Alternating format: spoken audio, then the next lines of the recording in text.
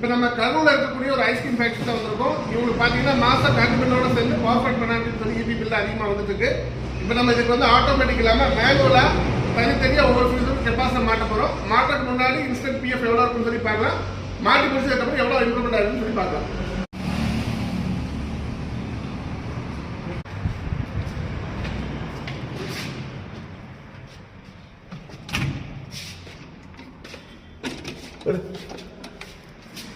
இப்போ நம்ம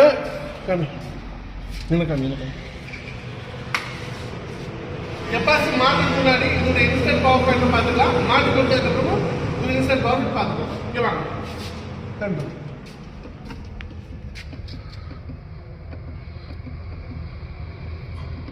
ஆர் ஃபேஸில் 6 ஆம்ஸு, ஒய் ஃபேஸில் 2 ஆம்ஸு, பி ஃபேஸில் 16 160 மில்லி ஆம்பியர் நியூட்ரு. பிஎஃப் பாருங்க, ஆர் ஃபேஸில், ஒய் ஃபேஸில், பி ஃபேஸில் டோட்டல் வந்து 653 தான் இருக்குது.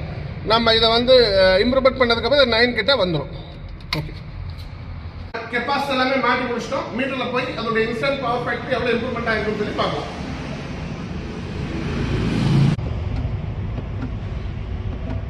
டோட்டல் 9 வந்துருச்சு. முதல்ல பார்த்தீங்கன்னா 6, 2, 6, 7 அந்த மாதிரி தான் இருந்துச்சு. இப்போ டோட்டல் பவர் ஃபேக்டர் 9 வந்துருச்சு.